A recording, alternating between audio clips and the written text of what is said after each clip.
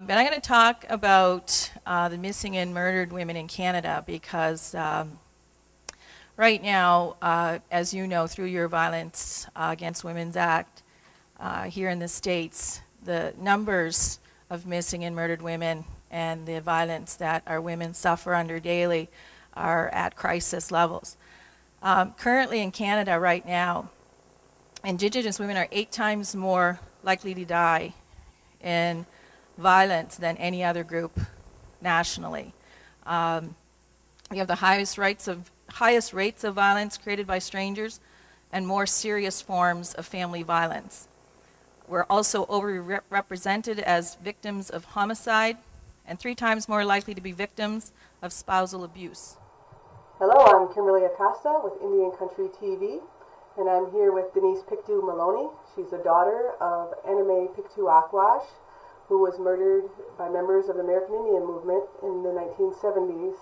And we're here on the Lakudere Ojibwe Reservation in northern Wisconsin. She came down to speak at the midwinter social that we have going on, as sponsored by IndianCountryTV, in regards to missing and murdered women in Canada. Thank you, Kimberlie.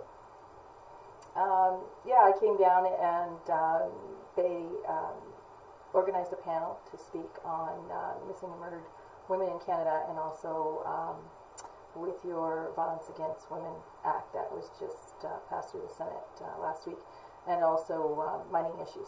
So I spoke about my mother, who was one of the original 100 women that were profiled during the actually Amnesty International campaign called Stolen Sisters, where they were bringing awareness to missing and murdered women in Canada, and that kind of rolled into the Sisters in Spirit campaign that was organized by the Native Women's Association of Canada, where they also brought awareness and got federal funding to put together a data bank of missing and murdered women across Canada, which now tops up at over 500, close to 600 missing and murdered women. My name is Anna Mae Pictou. Yes. What tribe are you from? I'm from the Mi'kmaq tribe of Nova Scotia, Canada. And the issue with with your mom in regards to what's interesting is that she was a First Nations woman who was murdered on a reservation in the United States by a man who's a First Nations. Yeah, we actually, John Graham was charged with her for her murder and was convicted in 2010. But we went through a little bit of a speed bump, I guess is what you'd call it, when his lawyer found a loophole having to do with a law that was written in the 1800s that has to do with jurisdictional issues, which had a little bit of a similar feel to what the Violence Against Women's Act is dealing with now, which states that because he was not from the United States and he was Canadian, they used different mandates to define Indianness and whether you were a native or non-native. So technically on the books, he was not classified a native underneath American law because he was from Canada, and because of the distinction or the difference between using blood quantum versus native status, which is determined by your matrilineal lineage through your mother's side and your location. But it ended up getting thrown out of federal court. And the main reason is because he murdered your mother on the Pine Ridge Reservation, and so that normally would make that a federal jurisdiction. But the loophole was that because in the United States, in order to be considered a Native American, you would have to be enrolled in a federally recognized tribe. That's right. And so that's why they had the whole issue with the federal. They ended up dropping the case? Yeah. It actually got thrown out, and the state was there to recharge him right away, and then that's how we got our conviction, was through the state courts. But and he was tried as a non-native. Our family has dealt with this for over 37 years, and it hasn't been an easy road. It took almost 28 years to get the case into court. and then another 10 years approximately to get convictions. The definition of a Native American in the United States is that you have to be enrolled in a federally recognized tribe. And being that he wasn't enrolled in a federally recognized tribe in the United States, then he was classified as not being Native. So the federal government couldn't prosecute him. And so that's when you said the state took over, right? That's correct, yeah. The state took over, and then he was tried as a non-Native because similarly to the VAWA Act, or the VAWA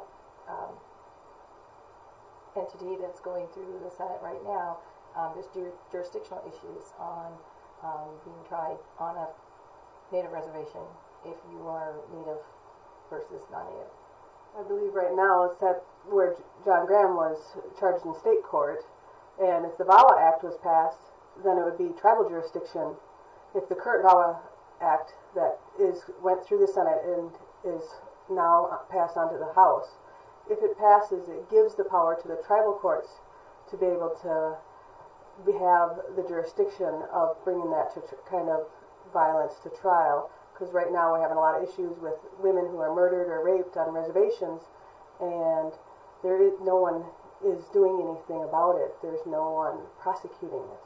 I don't think there's any clarity. I think there's a lot of gray areas, and obviously opportunities for people that are non-Native to slip through the system and slip through and get away with murder, which he almost did if the state didn't step in. Give us a little background on the murder of your mother. Well, she was involved in the American Indian movement in the 70s, was a very devout member of the organization, loved what they stood for and represented in its inception, dealing with environmental issues, uranium rights. She went to Wounded Knee to fight and stand with the grassroots people about land being sold off without consult to the rest of the tribe. And when she got out there, realized that there was a little bit more going on behind the scenes that wasn't what she necessarily signed up for in the beginning, and she protested that, specifically being other murders that happened during that era, and just the poor mistreatment of women within the movement. And she was murdered for that because she stood up and defended other people within the organization that couldn't speak for themselves. And we've been 37 years still campaigning for her full justice. We've got justice through the courts, but now those that took her life are still active members in our community in the activism and Native rights movement, specifically now with Idle No More on the table and moving through a lot of our communities. There's a rebirth of Native activism that has seemed to have opened up a lot of opportunity for people that were involved in my mother's murder to champion themselves as advocates for women's rights and for missing and murdered women and environmental rights, which in my eyes can be a little bit contradictory to the fact that specifically the leadership of the American Indian Movement currently supports my mother's murderer, John Graham. So I don't know how they can say they're advocates of missing and murdered women when they're supporting a man who was responsible for taking the life of one of our women. My mother was a staunch advocate of human and women's rights and protested regularly against environmental, governmental issues, mistreatment and colonization of our First Nations. For her murder to be addressed with such lies and deceit by the people she considered friends and family was devastating to our family and incredibly demoralizing. Her murderers and their supporters have used 100 years of bad history and the very institution, the FBI, that my mother fought and died against to hide the fact that they had murdered one of their own women. Our family and nation are highly offended at this act of cowardice and their continued support of her murderers while they attempt to reinvent themselves as advocates for missing and murdered women. Our continued efforts to bring my mother justice in Indian country is representative of the forgotten and silenced victims and families who still struggle on their own to find closure in our own communities today.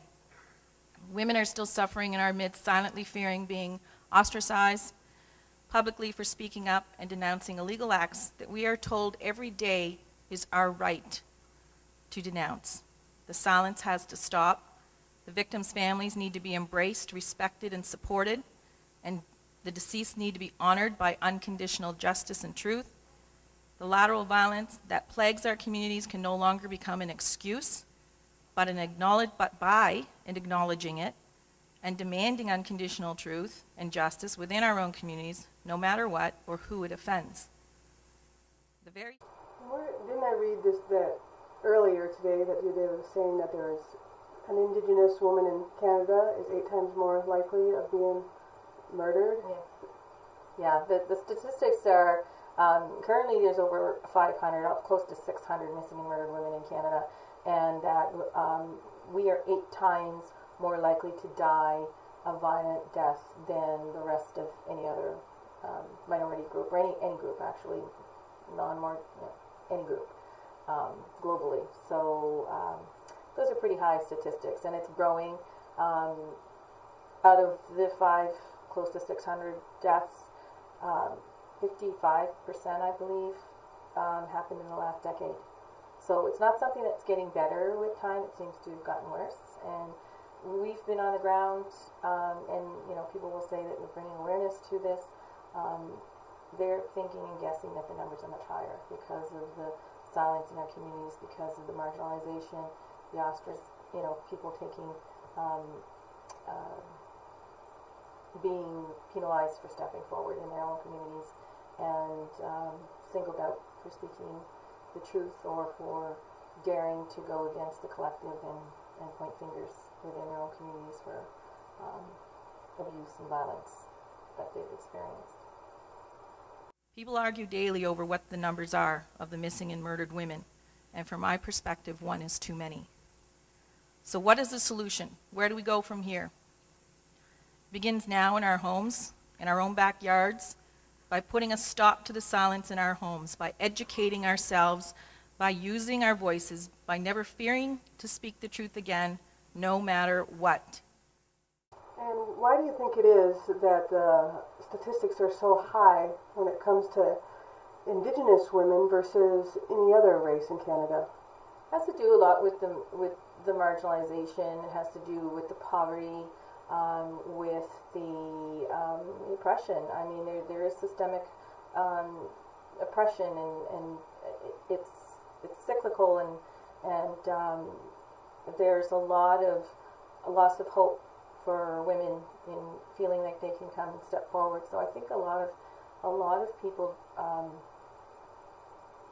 accept that as a condition of being born Native, that violence is just a part of your life. And but now it's my hopes with the I Will No More movement bringing awareness and allowing the opportunity to show the world, not just environmentally, but through the protection of our missing and murdered women, and which they're all connected, they're all symbiotic, they all support each other, and with the movement being started by 4 women, I think that it gives it a different feel than in the past when,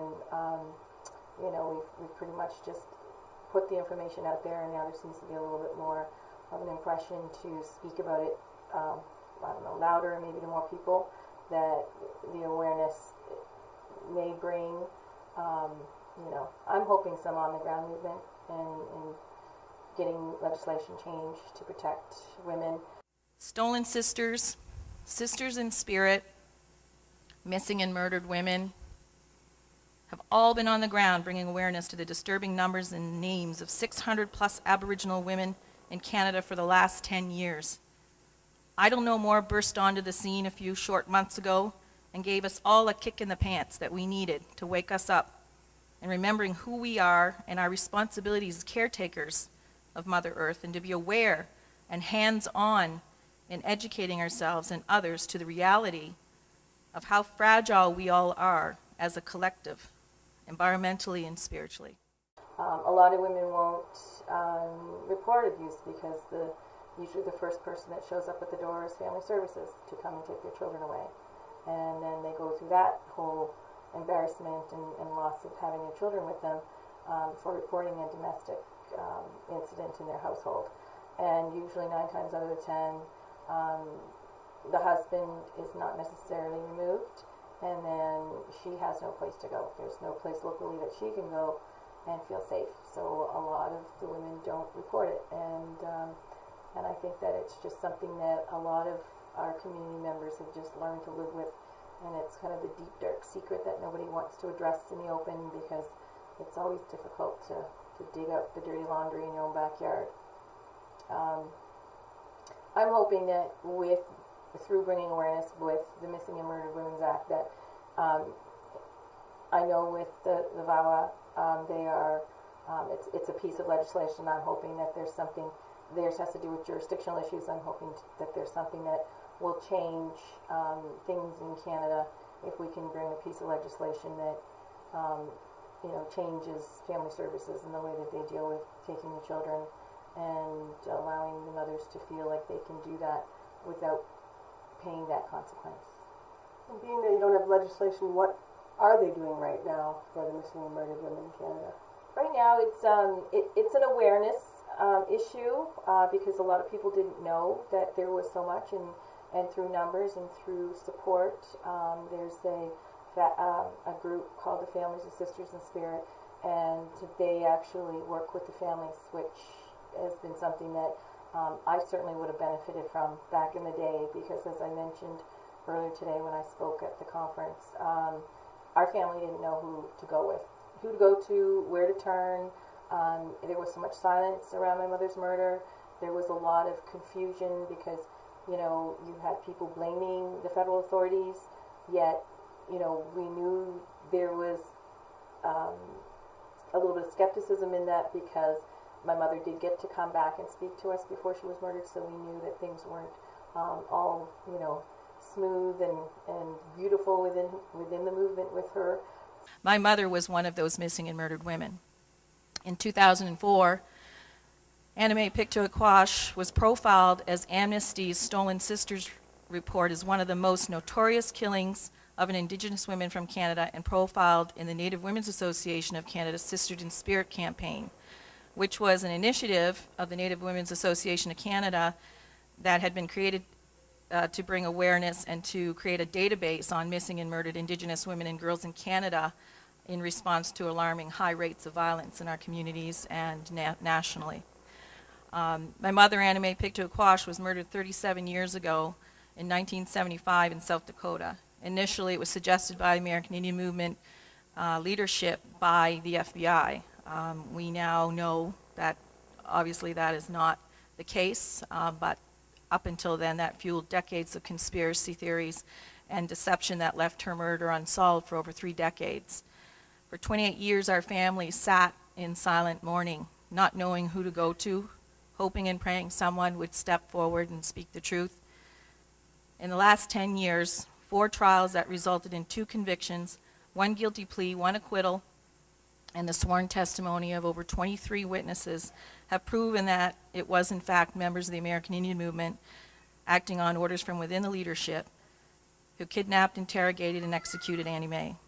Throughout the trial process, it was discovered that prominent members within the AIM leadership had knowledge, facilitated and/or participated in the kidnapping, interrogation, and murder of our mother, and the subsequent cover-up of that it was AIM members who took her life and not the FBI, as they had claimed for 28 years. My mother's murder was solved, so a lot of people will ask me, why are we still talking? Why are we stepping forward? And I'll tell you why. What happened to my mother was a domestic issue. It was not a political issue. She was murdered by her own people. That has been proven in 4 trials. It does not matter how complicit some may believe the government may have been at any time in our sordid history, but the onus still falls onto our shoulders when we become extensions of that violence and abuse by allowing others to perceivably manipulate us. How can we as nations expect other people to take us seriously in denouncing acts of violence in our own communities if we can't address them in our own backyards. And I am in contact with the organizers, which is all done voluntarily right now. But I know the government has committed to do some concrete changes within our justice system and within our policing. Is it the government that's creating the database? They have switched it over to them now. It originally was with the Native Women's Association and the Sisters in Spirit campaign, but now they've got another one going that it's done through the Native Women's Association as well, but it's severely undercut in their funding, like less than a third of what they had before, and certainly doesn't enable people to get on the ground and do anything that's tactile other than just, you know, putting information on papers and sharing it with the country. And it's a crisis. It's something that has to be done now, not in, you know, 3 or 4 conferences from now, but now, you know, there has to be legislation. And I believe that's what they're pushing for, is legislative change to change how the women are dealt with when they do put a call in, to have confidence in the system, because there has been that lack of confidence that they will get help, which is why a lot of the women haven't been reporting missing, murdered family members, or that they've been victims of abuse and violence themselves, because there's a lack of confidence in the system to feel that what's the sense in reporting it? You're just going to, you know, be ostracized for getting out there and trying to bring justice to your family member, which is ridiculous in my mindset, because you should never have to question the consequences of speaking the truth. You should always wonder what would happen if you didn't speak the truth. They should always feel a sense of comfort and accomplishment in doing that. Responsibility has to be taken on the ground in our communities. We have survived for 10,000 years. We have survived every form of institutionalized salvation, and are a testament to our ancestors who came before us and our tenacity to continue on. And we can certainly overcome and find solutions to address the high numbers of violence against our own women. Use your voice. Be the change you want to be. Be the change you want to live.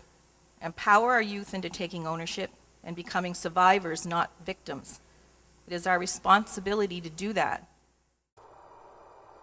And you had talked about the issue during the conference earlier today when you were on the panel, about the fact that it's just not non-natives who are causing, you know, the violence against our women. It's our own people, and that was a prime, and your mother was a prime example of that. Yeah, that she represents a group of women that aren't necessarily talked about a lot. And as I said, there's a certain level of shame in addressing people that you are close to, and also that are in some cases related to you, or in some cases, you know, part of the people that are part of your community that are important, and having to put yourself and your own integrity on the line to question that, and then risk ostracization for stepping up and asking for help. It doesn't happen so smoothly as everybody would like to think. My sister and I, and along with News from Indian Country, have been speaking about the truth for my mother for a long time, and we've had lots of people that have listened, but we haven't had a lot of voices that have carried the message within Indian Country once the facts were known that it was actually her own people that murdered her instead of the FBI. When it was the FBI, there were people were screaming from the rooftops that the feds had done this to one of their Indigenous women. And now that you know that it was actually members of the American Indian movement, their voices aren't quite as loud when they're shouting for justice for her. But you know, it's not the quantity of the voices; it's the quality that is really, I believe, has pushed this forward.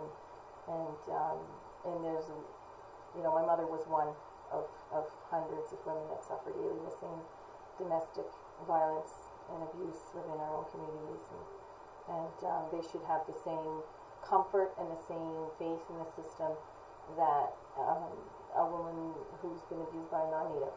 There should not be any distinction. They shouldn't feel like they can't step forward because it's not a non-native that that did this to them. And the prime example, too, is all the women in the American Indian movement at the time when your mom was murdered who were silenced out of fear to protect their lives and their children's lives.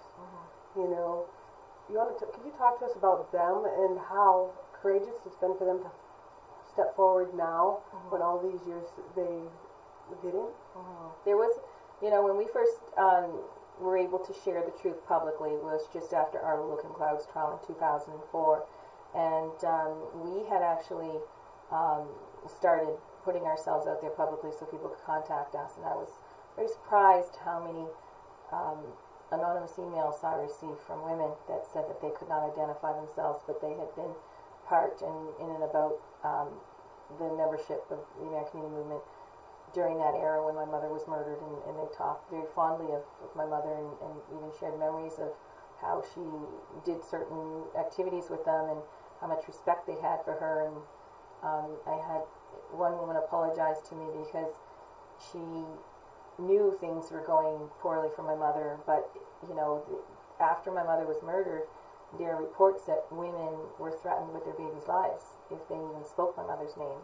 And of course, when you see something like that happen and you are living in an era and a time where you can't have any faith or confidence in the authorities to come and protect you because you're suspecting that they're as corrupt, you know, as the people that just did this to another human being, you can't, you have no safety net to back yourself into. So there was a lot of silence. These women were gagged by the fear-mongering and by the fact that there was no confidence, no authorities back then that they could feel could come in and save them without suffering the same consequences as my mother. And during testimony, and I've seen a lot of interviews of some of the women who finally come forward. You want to share with us who some of those women are and give them a little, you know, boost for finally coming forward? Yeah, well, one of them most notably is Kamuk. You know, the courage that she showed in stepping forward, and she, I'll remind everybody, was married to Dennis Banks, who was one of the main leaders of the American Indian movement back in that era. And she did step forward and speak the truth, and did, as far as I'm concerned, was responsible for being a big part of bringing justice for my mother.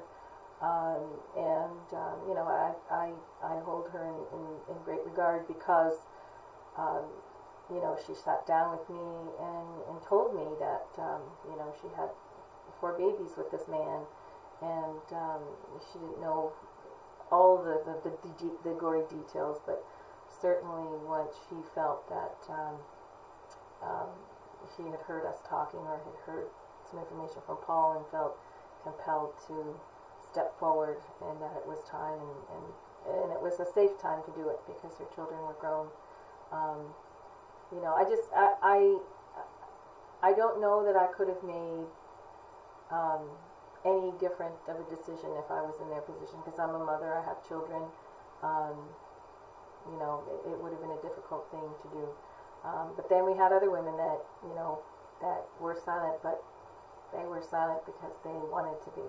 You know, they were part of the women that still today will claim to be my mother's friends, yet have never contacted me and have never bothered to come and talk to me during trial, and walk right past me, stand 2 feet away from me, and not even acknowledge me. So, and they're also the ones currently still supporting the American movement, with knowledge fully that of the details of what happened to my mother, and we'll call her Snitch and all kinds of other names. So the glaring question in the room for many is why, when the reality is it doesn't matter why. There's never a justifiable reason that will absolve the taking of another human being's life, period. We are all traditionally taught that regardless of your religion, belief system, when life is lost, the pertinent question is how. How did this happen? How did we as a society become so complacent and apathetic that one life didn't carry the weight or importance of 600 plus lives? Talk to us about how we as a people, the whole thing when you just talked about, you know, our own people are calling us a snitch, and, you know, and we're trying to make a difference in the communities, but then we have our own people dragging us down. Well, I think that has to do with a lack of education in the fact that they're not understanding what happened. They believe the mythology, they believe the lies, the conspiracy theories that they were hand-fed for all those years. And for many of them, they wanted to believe that it was the big bad government that did this to Anna Mae because it made it easier to accept that, because she was treated pretty badly. You know, they didn't just, you know, take her out and execute her and that was that. It was a 72-hour ordeal of kidnapping, interrogations, beatings, you know, and all described in great detail during the trial. And then to add insult to injury, they dumped her body out into the Badlands to rot. And you don't do that to another human being. And, you know, I saw the autopsy pictures. They're not pretty to look at. And I was glad that they actually showed them during the trial because I think that it gave people a sense of what my mother went through. Because there's always seems to be a finality when someone says that someone died. We all like to think that, you know, they're gone and that it was a peaceful, but this was not a peaceful event for her. And, you know, I know her spirit is at peace, but then to have her body just dumped like a bag of garbage like that says a lot about somebody's moral code to be able to do that and then to continue to lie around that. And you said there's people out there who, as you talk about this, tell you just to get over it. Yeah. You know, Yeah. How do you do that? Well, I at first when actually, and I'll tell you who said it, it was actually Dennis Banks that suggested that my family needed to get over the murder of my mother and just move on and concentrate on things that are a little bit more positive and start investing time in our youth. And well, I have 2 youths at home that don't have a grandmother because of decisions that were made with a movement that he supported and that he was head of.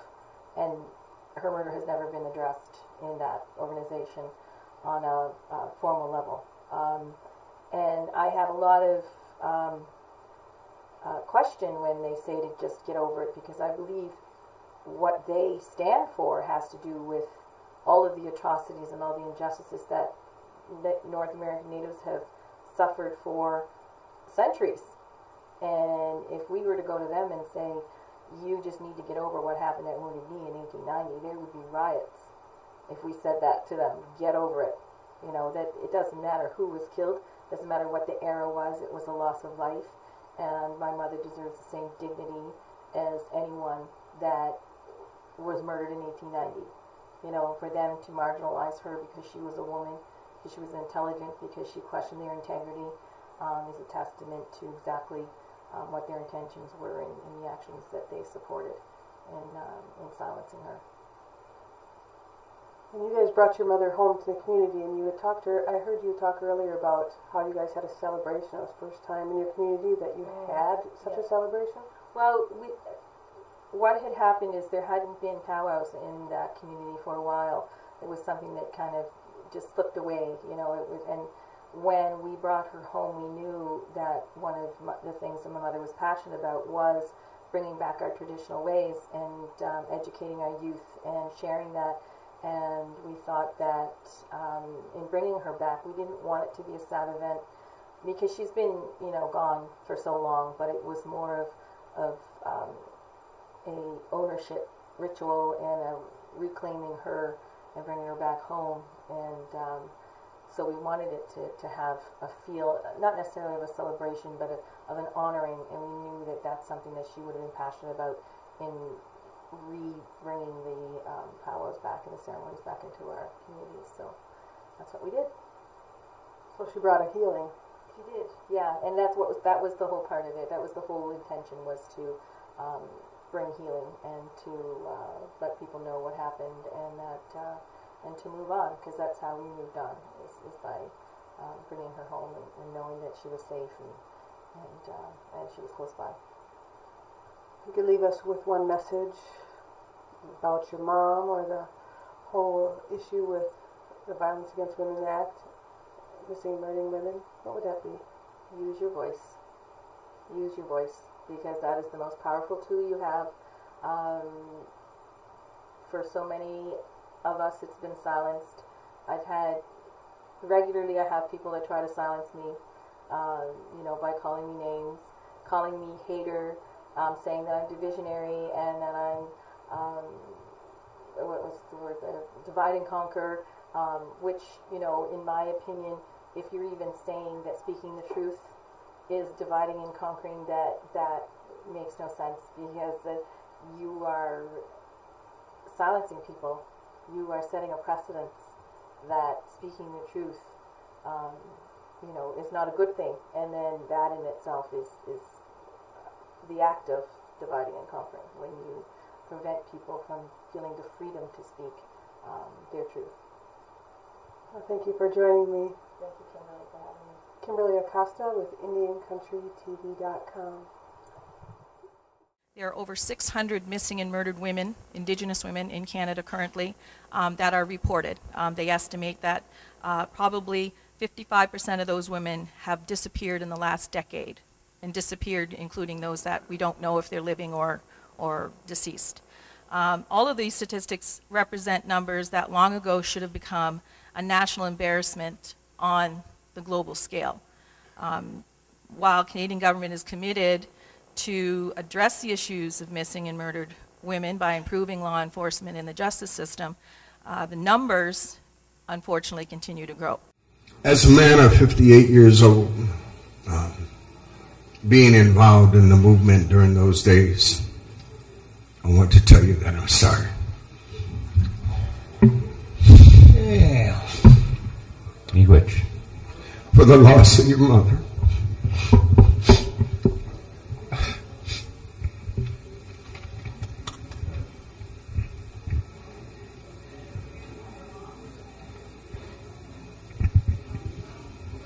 Okay.